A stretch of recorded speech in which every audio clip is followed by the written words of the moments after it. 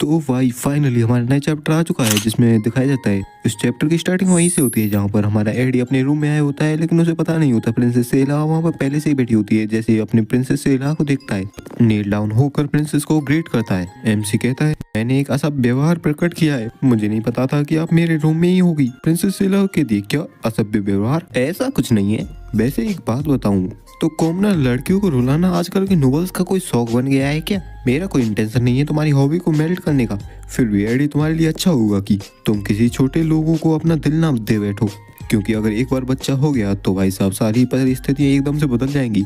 क्योंकि मैंने कई सारे नॉवेल्स को देखा है जो कि ऐसे ही कर काम करते थे और छोटे लोगों को दिल दे बैठते हैं और फिर वे कितने पैथेटिक दिखते हैं। जहाँ पर प्रिंसेस ने हमारी जेनिका की काफी घनघोर बेइज्जती कर दी होती है, जेनिका भी आंसुओं के साथ रो रही होती है। हमारा एडी जेनिका को डिफेंड करते हुए कहता है, आपके ऐसे दयालु शब्दों के लिए शुक्रिया प्रिंसेस सेला। वैसे आप यहाँ पर आए, क्या मुझसे कोई काम है आपका? प्रिंसेस सेला कहती, हाँ मैं इसे ज्यादा लंबा नहीं खींचूंगी। वैसे अगर तुमने फ्यूनिया प्रिंसेस को काफी लंबे टाइम से ऑब्जर्व किया होगा तो तुम्हें पता चल गया होगा कि वह काफी ज्यादा ही सोचती है और ओवर थिंकिंग भी करती है। तो मैं कहना चाहती हूँ कि वह इस थ्रोन के लिए सूटेबल नहीं है, इसलिए क्या तुम मेरी साइड को ज्वाइन करोगे एडी? एडी कहता है, आप जैसी एक हाई एंड माइटी प्रिंसेस के हाथों को छूना मेरे जैसे लो क्लास नोबल के लिए अच्छा नहीं है होगा, चाहे मैं कि रोड टेलर फैमिली का मेंबर ही क्यों ना हूँ। फिर भी मैं आप जैसे एक नोबल पर्सन पर उंगली तो नहीं उठा सकता। प्रिंसेस सेला वहां से उठते हुए कहती है, हाँ हाँ तुम काफी अच्छी बात कर लेते हो, तो क्या मौखिक समझौता कैसा रहेगा? तभी उसके मन में भी एक डाउट आ जाता है और उसकी बातों को समझने के बाद कहती है, क्या तुमने मुझे मना किया? यहाँ तक कि तुम्हारे फादर लॉर्ड क्रिपिन भी मेरे साइड पर हैं, तो उनका बेटा होने के नाते तुम्हें भी एक अच्छी चॉइस करनी चाहिए। एमसी कहता है, ऐसा मैंने इसलिए किया। एमसी मन में सोचता है, ऐसा मैंने इसलिए किया क्योंकि प्रिंसेस सेला ऑफ फॉरेस्ट हमारी लॉर्ड क्रिपिन के साथ मिलकर काफी सारे इविल गॉड्स की पावर को गेन कर लेती है, लेकिन उन पावर्स को कंट्रोल न कर पाने के कारण वह मेव्यूला द्वारा जिंदा ही निकल दी जाती है। यहाँ तक कि एक्ट 4 के जितने भी कैरेक्टर्स हैं उनके फेस से इसका फेस सबसे ज्यादा खतरनाक है। तो मैं इसे ज्वाइन तो करने वाला हूँ नहीं, लेकिन इसके इस ऑफर को रिफ्यूज करने के लिए मुझे भी कोई बहाना बनाना होगा। फिर हमारा एडी कहता है, ये तो शुक्रिया है हमारे एम्परर का जिन्होंने हमारे इस एम्पायर में एक शांति का काल लाया है और ऐसे समय में एक सदाचारी रूलर की ही जरूरत है। तो इस वजह से मैं सोचता हूँ कि प्रिंसेस फियोनिया ही इस तख्त और ताजों के लिए काफी सुटेबल कैंडिडेट रहेंगी। एडी की ऐसी बातों को सुनकर प्रिंसेस सेला काफी ज्यादा गुस्सा हो जाती है और अपनी मुट्ठी को कसकर बंद कर लेती है और काफी गुस्से में कहती है, प्रिंसेस फियोनिया को तख्त और ताज क्या पावर की कोई भी डिजायर नहीं है, क्या तुम यह नहीं जानते? एडी भी सीधा जवाब दे देता है, अगर वह ऐसा एम्बिशन नहीं रखती हैं और अभी तख्त को पाना नहीं चाहती तो मैं उनके ऊपर विश्वास रखूंगा और उनका इंतजार करूंगा। और एडी अपने मन में सोचता है, अभी के टाइम पर प्रिंसेस सेला की इस ऑफर को ठुकराने के लिए प्रिंसेस फियोनिया का सहारा लेना काफी अच्छा रहेगा। प्रिंसेस सेला भी एकदम शांत। फिर प्रिंसेस सेला आगे बढ़कर जाती है और हमारे एडी के चेहरे को ऊपर करते हुए कहती है, आखिरकार कितना सुंदर। एडी भी परेशान हो कहता है, क्या ये क्या हो रहा है? और कहती है कि मुझे लूटपाट काफी ज्यादा पसंद है, पवित्रता भी तभी ज्यादा सुंदर लगती है जब वह टूटती है। चलो देखिए प्रिंसेस फियोनिया की तरफ तुम्हारा ये विचारधारा कब तक टिकती है। एडी भी प्रिंसेस सेला की ऐसी बातों को सुनकर मन में सोचता है, सच कहूँ तो मैं प्रिंसेस फियोनिया को भी सपोर्ट करना नहीं चाह रहा, लेकिन मेरी बातों को यहाँ पर सभी ने मिसअंडरस्टूड कर लिया है। प्रिंसेस सेला वहां से जाते हुए कहती है, वेल यहाँ पर काफी ज्यादा टाइम मिलेगा तुम्हें, यह सोशल गैदरिंग 5 दिनों की होने वाली है। इस सारे टाइम में तुम मेरे और फियोनिया के बीच में काफी बड़े गैप को तुम महसूस कर ही लोगे। अगर कभी भी तुम्हारा माइंड चेंज हो तुम मुझसे आकर मिल सकते हो कभी भी, और हाँ हम दोबारा जरूर मिलेंगे। तभी हमें दिखा जाता है रात का सीन जहाँ पर कोई कह रहा होता है, मैं इतना भी इजी पर्सन नहीं हूँ। हाँ मैं कॉमनर हो सकती हूँ, फिर भी मुझे नीची नजरों से देखना ये तो अच्छा नहीं है। मुझे स्मूथली आंसर देना चाहिए था जैसे कि लोटेल देती है सभी को। अरे नहीं, इसके बारे में सोचना मुझे और ज्यादा अपसेट कर रहा है। एडी भी उसे शांत करते हुए कहता है कि तुम कोई इस प्रकार का पर्सन नहीं हो जो कि ऐसा कोई काम करे। जेनिका भी कहती है वह एक प्रिंसेस है और काफी ज्यादा सुंदर भी है, फिर भी एड वे तुम्हारे पीछे क्यों पड़ी है? एड भी उसकी बात को काटते हुए कहता है कि चलो इसे छोड़ो, वैसे तुम इस मेंशन का इंस्पेक्शन करने वाली थी ना, तो तुम्हें क्या मिला इस इंस्पेक्शन से? जेनिका कहती है, हाँ ये मेंशन काफी ज्यादा बड़ा है तो इसमें सबूत ढूंढना भी काफी ज्यादा ट्रबलसम बात थी। मग आया था कुछ इन्फॉर्मेशन लेकर।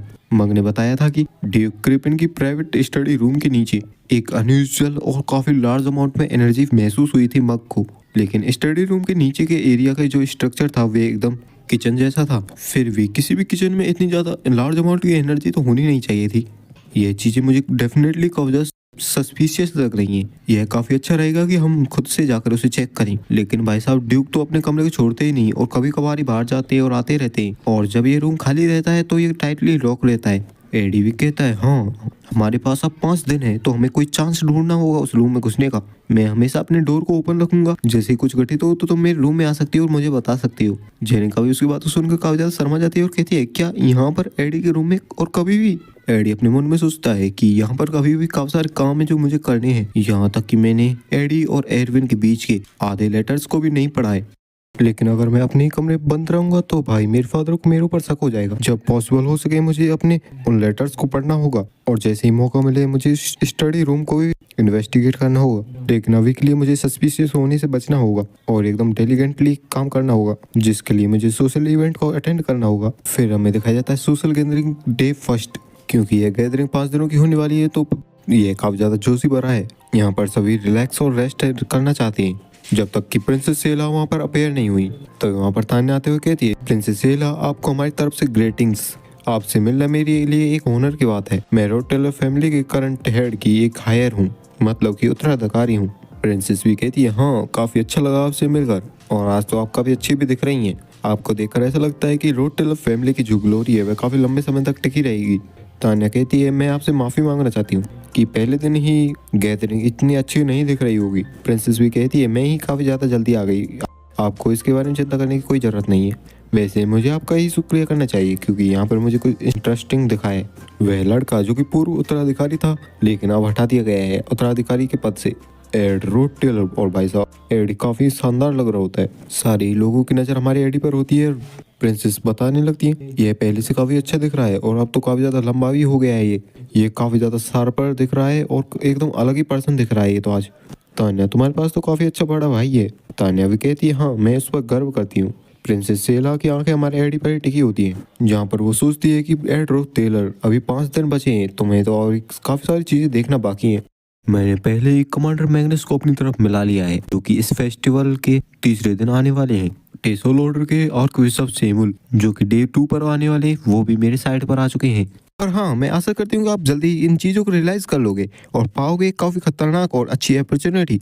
फिर हमें दिखाया जाता है सोशल गैदरिंग के डे 2 का सीन।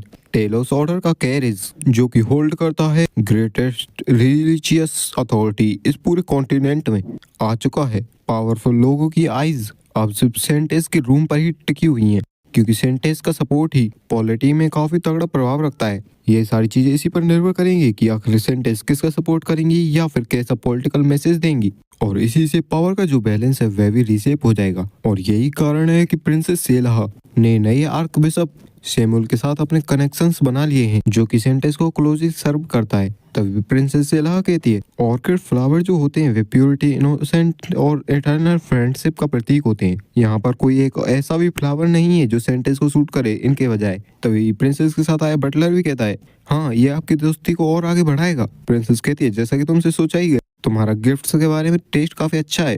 उसका बटलर कहता है क्या आप मुझसे चापलूसी कर रही हैं? प्रिंसेस उसकी बातों पर ध्यान नहीं देती और कहती है तो मैंने आप वे सबसे बातें कर ली हैं, मैं वह पहली पर्सन होंगी जो कि सेंटेस से मिलेगी। हमें वहाँ पर कुछ ज्यादा करने की जरूरत नहीं है, बस एक हल्का सा इंप्रेशन डालना है। हम देखते हैं भाई आर्क बिशप का सीन जो कि काफी ज्यादा घबरा रहा होता है और कहता है वेल सेंटेंस यहाँ पर है ही नहीं, जिसे सुनकर भाई साहब प्रिंसेस सेलाह तो काफी ज्यादा चौंक जाती है। तभी हम देखते हैं किसी और ही जगह का सीन जहाँ पर नौकर जाकर काफी ज्यादा घबरा रहे होते हैं और कोई कहता है तुम्हारे घर पर तुमसे मिलना मुझे काफी अच्छा महसूस हो रहा है। ये तो ऐसा हो रहा है जैसे किसी दूर दराज जगह पर हमारा एक रोमांटिक एनकाउंटर हुआ हो। एडी परेशान होते हुए कहता है कि आपसे मिलना मेरे लिए काफी अच्छी बात है, होनर की बात है। तभी कोई उसके हाथों को पकड़ता है और कहता है नहीं ये मेरे लिए होनर की बात है और मुझे तुमसे मिलकर काफी खुशी हुई। और भाई साहब ये होती है हमारी सेंटेस जो कि किसी और से नहीं बल्कि हमारे एडी से मिलने आई होती है। तभी सीन शिफ्ट होता है, हमें देखा जाता है एडी हमारे सेंटेस को लेकर आ चुका होता है अपनी बड़ी बहन एरविन के रूम में, जहाँ पर वह कहता है सेंटेस मैं जैसे तैसे करके बहाना बनाकर तुम्हें यहाँ पर लाया हूँ,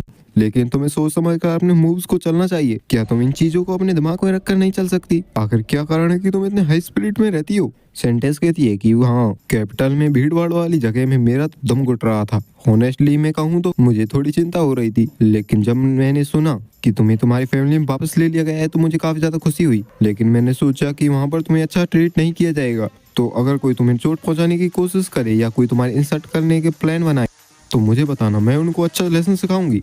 एडी कहता है फॉर्चुनेटली मेरे साथ ऐसा कुछ नहीं होने वाला, अगर ऐसा कुछ मेरे साथ हुआ भी तो मैं खुद से हैंडल कर लूंगा। तो ये सेंटेंस हमारे एडी का हाथ को पकड़ते हुए कहती है तुम्हें ये सब सारी चीजें अकेले करने की जरूरत नहीं है, हम इन सारी चीजों को दोनों संग मिलकर हैंडल कर सकते हैं। एडी अचानक ऐसे हरकत को देखकर चौंक जाता है और कहता है आखिर तुम्हारा क्या मतलब है। सेंटेंस कहती है मेरा मतलब है अब मेरी अथॉरिटी को यूज करना, अगर तुम आज के बैंक्वेट में मेरी साइड पर रहोगे तो कोई भी तुम्हें नीची नजरों से देखने की हिम्मत नहीं करेगा। तभी हमारा एडी कहता है अगर तुम ऐसी चीजों को ऐसे बोल्ड तरीके से कहोगी तो मुझे भी इसे एक्सेप्ट करने में काफी ज्यादा अजीब सा महसूस होगा। सेंटेंस कहती है नहीं मेरा ऐसा मतलब नहीं था, यह तो एक विन विन सिचुएशन है, ये तो अच्छा ही होगा ना अगर चीजें इसी हिसाब से चलें और तुम्हें भी इससे काफी ज्यादा बेनिफिट होगा। मैं तो बस सारे ही कारणों को एक साथ मिलाकर कह रही थी जिससे ये काफी अजीब सा महसूस हो रहा होगा तुम्हें भी। ठीक है मैं अब कोई बेकार की बकवास नहीं करूंगी, आज की रात के लिए मुझे एक पार्टनर चाहिए, क्या आज की बैंक्वेट में तुम मेरे साथ डांस करोगी। और भाई साहब इस बात को कहते हुए हमारी भाई से सेंटेंस कितनी प्यारी लग रही होती है। फिर सेंटेंस कहती है क्योंकि तुम्हारा कनेक्शन मेरे साथ दिखाने से ये तुम्हारी काफी ज्यादा मदद करेगा और शायद से ये मेरे लिए भी बेनिफिशियल होगा, शायद नहीं भी हो लेकिन यहाँ पर ऐसे हाई चांस है कि ये अच्छा ही होगा बुरा होने से के बजाय। एमसीयू उसकी ऐसी अजीब बातों को सुनकर कहता है तुमने अभी अभी कहा था कि तुम बेकार की बातों को नहीं करोगी, सीधी बात कहोगी। सेंटेंस कहती है क्या तुम्हें उन बातों को इतने ध्यान से सुनना जरूरी था। बाय द वे आज की रात में हर डांस इनविटेशन को रिफ्यूज कर दूंगी, सिर्फ एक पर्सन के इनविटेशन को छोड़कर। इस बात को सुनकर तो भाई एड भी शांत हो जाता है। तभी सेंटेंस वहां से जाते हुए कहती है मुझे अब यहाँ से जाना होगा, बाकी के गेस्ट से भी मिलना होगा नहीं तो वे नाराज हो जाएंगे। वैसे मैं यहाँ आने के बाद सबसे पहले तुमसे मिलने आई, इससे काफी लोग गुस्सा भी होंगे। तो एमसी पीछे शांति से पूछ लेता है लेकिन आखिरकार तुम मुझसे मिलने आई ही क्यों। सेंटेंस वहां से जाते हुए कहती है आखिरकार किसे ही पता है, और दरवाजा बंद हो जाता है। तभी हमारे एडी को पीछे अलमारी से कोई आवाज आती है जहाँ पर होती है तान्या। एडी पूछता है आखिरकार तुम यहाँ पर क्या कर रही हो। तान्या कहती है मैं तुम्हारे टेल कोट को सारी जगह ढूंढ रही थी और अंत में तुम्हें ही ढूंढ लिया, लेकिन क्या सेंटेंस यहाँ पर थी। नहीं ये पॉइंट नहीं है, आखिर तुम क्या करने की कोशिश कर रहे हो। पहले वे जेनिका फिर लूसी और अब ये सेंटेंस, आखिर तुम क्या सोचते हो मैं उन तीनों से कैसे डील करूं। एडी कहता है तान्या ये सारी चीजें अपने आप ऐसे ही हो गई, मुझे नहीं पता। फिर भाई हम बाहर का सीन देखते हैं जहाँ पर सेंटेंस हाफ रही होती है और सोचती है यह सल्वेनिया अकेडमी नहीं है, ये एक सोशल गैदरिंग है।